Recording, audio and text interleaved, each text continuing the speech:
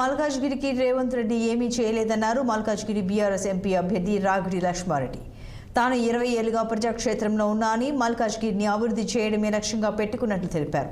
మల్కాజ్గిరిలో తాను భారీ మెజారిటీతో గెలవబోతున్నట్లు చెప్పారు. మల్కాజ్గిరి ప్రజలు ఆశీర్వదిస్తున్నారు.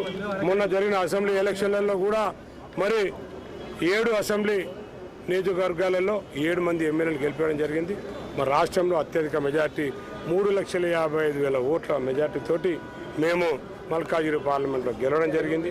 మరి రాబో రోజులలో ఈ పార్లమెంట్ ఎలక్షన్లలో కూడా మంచి మెజార్టీతో గెలిచామని చెప్పి మేము ధీమా వ్యక్తం చేస్తాం. కేసీఆర్ గారు మరి మల్కాజ్గిరిలో పార్లమెంట్లో బాగుంది, మంచి కాన్వెన్సింగ్ జరుగుతుంది, ప్రజలందరూ కూడా ఆశీర్వదిస్తారు. ఎందుకంటే మరి కేసీఆర్ గారు ఏవైతే డెవలప్మెంట్ చేశారో రాష్ట్రంలో కాకుండా గ్రేటర్ హైదరాబాద్లో ముఖ్యంగా మరి మల్కాజ్గిరి పార్లమెంట్లో చాలా డెవలప్మెంట్ చేశారు. కాబట్టి